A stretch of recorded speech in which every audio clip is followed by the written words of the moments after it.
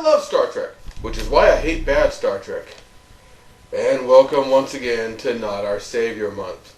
I just got spoiled last time with all those good Star Treks, and, well, let's try a better Star Trek Voyager, for the slim range that is, and at least go with the Not Our Savior Month that tried to do something right. They didn't get it right, but at least their heart was in the right place, and considering what we've had in the past, that's still a step up. This is NOS VOY, Emanations.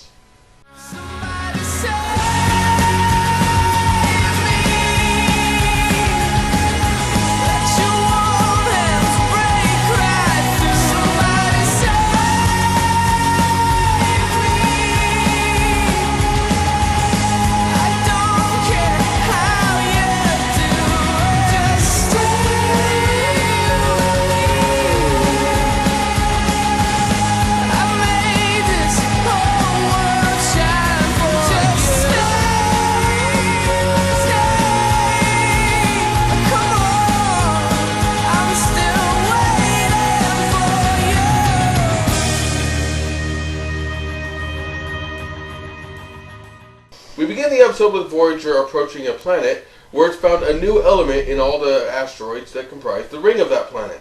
You know, not everything has to be an element, guys. Most substances are compounds. There are 246 elements known to Federation science. Also, damn! Federation science has been busy.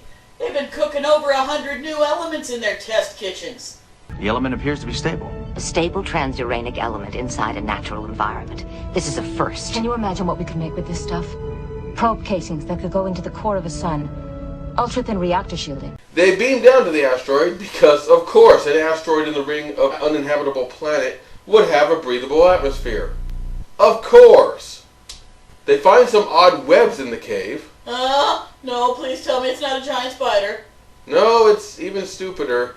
These webs are the new element we're going to find out later. That's right. This is what's going to work for... Probe casings that could go into the core of a sun. Survey says... Ultra-thin reactor shielding. Survey says... Also, wait, you're telling me this stuff is atomic number like 247? No. If it was that heavy, it wouldn't hang in little filaments like this. It would hang out of its own weight. It would be like trying to make chainmail out of gummy worms. It just wouldn't work. They also found a bunch of dead bodies. Uh... But don't worry, Kim. It wasn't a giant spider. Oh, good. What about the element we discovered? It's emanating from their bodies, Captain. Chakotay wants to leave the bodies alone and not desecrate the site. Ensign Kim wants to study it because this is pretty unusual to wrap up your bodies in cocoons of a new element and leave them on an asteroid by themselves. That's worth noting. I understand the chance for scientific discovery, Captain. But whatever belief this race has, they clearly meant for their dead to be left alone, and I think we should respect that. This is actually a foreshadowing of what's to come. This episode is all about spirituality versus materialism. In other words, Ensign Kim, who wants to study for science and learn things, against Chakotay, who values their mysticism and what their beliefs, even if he doesn't share them. And that's actually what this episode is going to be about, is an attempt, again, not a good one, but an attempt to try to respect both of those. And again, much like this situation, it comes off bad and pushes things too far, but this actually is a good setup for the show. I get that Chakotay wants to be respectful. I'm actually on board with that, but then he pushes it too far with this. Captain, the sanctity of these bodies should be respected. I recommend we make visual observations only. No tricorders. You know, I think your tricorders would actually be less intrusive to the dead than stomping around the place. And if your scans are really that invasive that a scan is going to be a problem, then just leave. You're not going to be able to do this anyway. Thanks for letting me voice my opinion to the Captain. I remember the first time I went on a tomb excavation on Kataria 7. Commander, that wasn't a request for one of your stories. I wanted to keep a memento of the experience, so I picked up a rock from the burial site. It was a sacred stone. The Katarians lay thousands of them in the tomb. Each one represents a special prayer. Without realizing it, I desecrated that man's grave. I'm not saying this is a joke, but what he's talking about would be kind of like taking one of these. Yeah, that might be a good memento, but you really are being disrespectful. B'Elanna and Chakotay discuss what they can pick up from visual observation, and Chakotay starts trying to pull stuff out of his butt to sound smart. What's interesting is that he's going to end up wrong on just about every one of these counts. The fact that they're naked says a lot.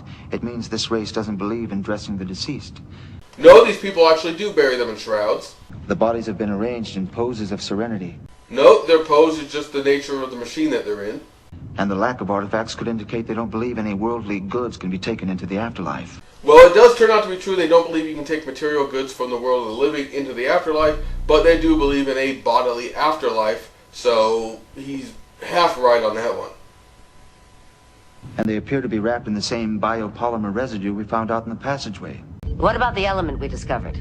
It's emanating from their bodies, Captain. A light and a subspace vacuole appears from another dimension, and so the crew tries to beam out before it hurts them. And they beam back on board Voyager, except instead of Harry, we have a dead body.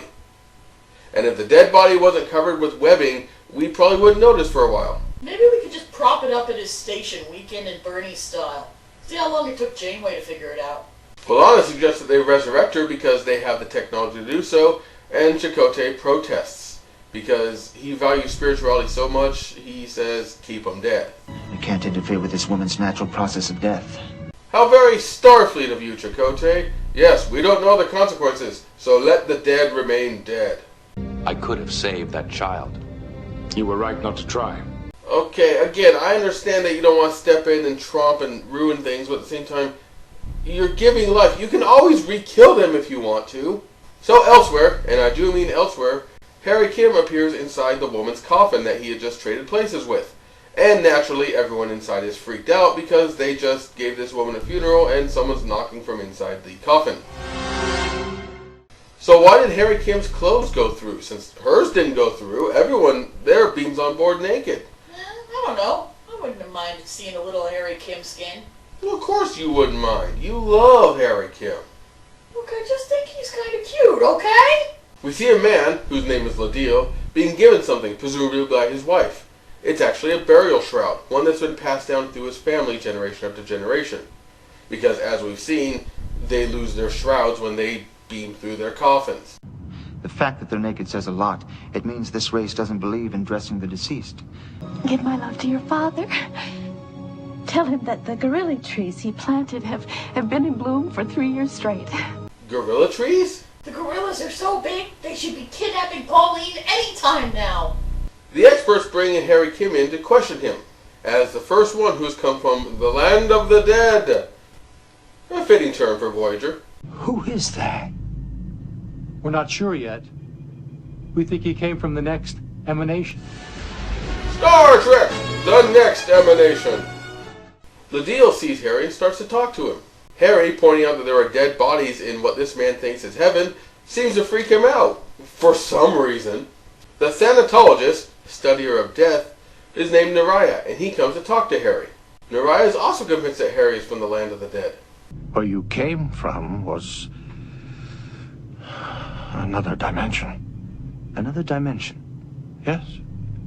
You returned from the next emanation. Okay, got it! Back on Voyager, Doc revives the woman, whose name is Patera, with disturbingly casual ease. It's a simple process, really. She died of a cancerous growth on the brainstem. I removed the tumor, replicated new neural tissue, and used the standard Starfleet post-mortem resuscitation technique for a Class 5 life form. Oh yeah, just raise the dead. It's just Tuesday here. Here's where they actually point out that the webbing, which is apparently a new transuranic element, is what comes out of the bodies when they die. And we mean instantly, as we'll see later. My guess is it's a natural decomposition process for the species. So these people are walking around with heavy metals in their blood? No wonder they have a culture based around death. They must all keel over at 40. In essence, Commander, you were strolling through dead bodies. One day, in the very merry month of May. Okay, so she's already begun decomposing to the point where she was coated with this gunk, and yet, once she's brought back to life, her body's completely intact. She hasn't lost major supporting elements of her body, especially these heavy elements. Oh. You know, I'm not a huge science guy. I don't really study this stuff. And if the stuff I remember from high school 20 years ago, I'm that old, is putting your stuff to shame, maybe you need new science advisors, Star Trek. Or you can go the new route, which is basically magic. Once we caught him, I synthesized the serum from his super blood. Magic Superman blood. Woo! But Tara wakes up and she freaks out, like anyone who found themselves on this show would. This is the next emanation? Yeah, I made that joke already. This can't be right. This is the brand new show that's supposed to reinvent Star Trek? This isn't right. This can't be right. All this whining is giving me a headache.